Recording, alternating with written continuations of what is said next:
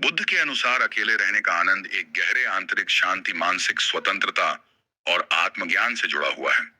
यह आनंद केवल भौतिक दुनिया से दूर भागने के रूप में नहीं देखा जाता, बल्कि यह एक मानसिक स्थिति है जहां व्यक्ति अपने भीतर की शांति को महसूस करता है।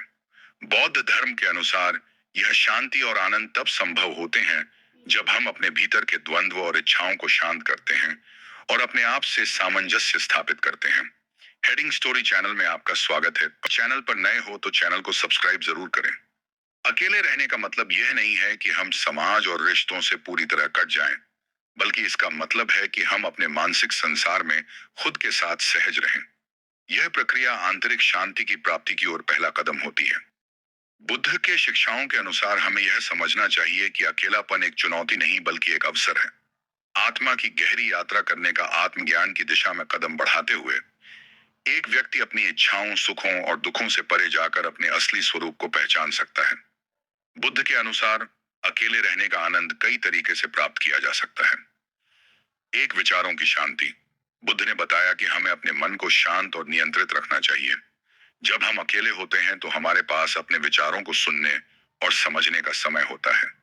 इस समय का उपयोग अपने विचारों, इच्छाओं और भावनाओं का निरीक्षण करने में किया जा सकता है। दो, स्वयं के साथ सामंजस्य। अकेले रहकर हम अपने आप के साथ सामंजस्य स्थापित कर सकते हैं। हम अपनी असल जरूरतों और इच्छाओं को पहचान सकते हैं और जो बाहरी दबाव होते हैं उनसे मुक्त हो सकते हैं। तीन, ध्यान और मेडिटेशन। बौद्ध धर्म में ध्यान का अभ्यास आत्मज्ञान की प्राप्ति के लिए अत्यंत महत्वपूर्ण है।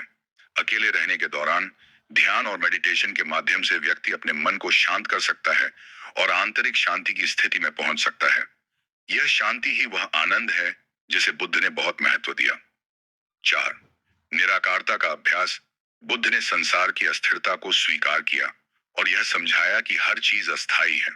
अकेले रहकर हम यह सीख सकते हैं कि हमारी इच्छाएं, दुख और सुख सभी अस्थायी हैं। यह ज्ञान हमें जीवन में सच्चे आनंद की ओर मार्गदर्शन करता है, जो बाहरी परिस्थितियों से मुक्त होता है। पांच, मौन और आत्मनिरीक्षण। अकेले रहने के दौरान हम अपनी आत्मा की गहरी आवाज सुन सकते हैं। यह समय आत्मनिरीक्षण करने का होता है, जहां हम अपने जीवन के उद्देश्य और मार्ग पर विचार कर सकते हैं। इस प्रक्रिया से हम अपने जीवन की सही दिशा तय कर सकते हैं। छह, स्वास्थ्य और सुख का संबंध। बुद्ध ने सिखाया कि शारीरिक और मानसिक स्वास्थ्य का सीधा संबंध हमारे मानसिक स्थिति से है। अकेले रहकर हम अपने शरीर और मन की आवश्यकता और स्थिति को बेहतर समझ सकते हैं और उन्हें संतुलित कर सकते हैं। सात, सांसारिक मोह से मुक्ति। बौद्ध दृष्टिकोण से दुनिया में रहते हुए भी अगर हम अपने भीतर की शांति को बनाए रखें तो हमें बाहरी संसार के मोह से मुक्त होने का अवसर मिलता है। अकेले रहकर हम इन मोहों और लगावों से दूर हो सकते हैं, जो हमें असली आनंद की ओर मार्गदर्शन करते हैं।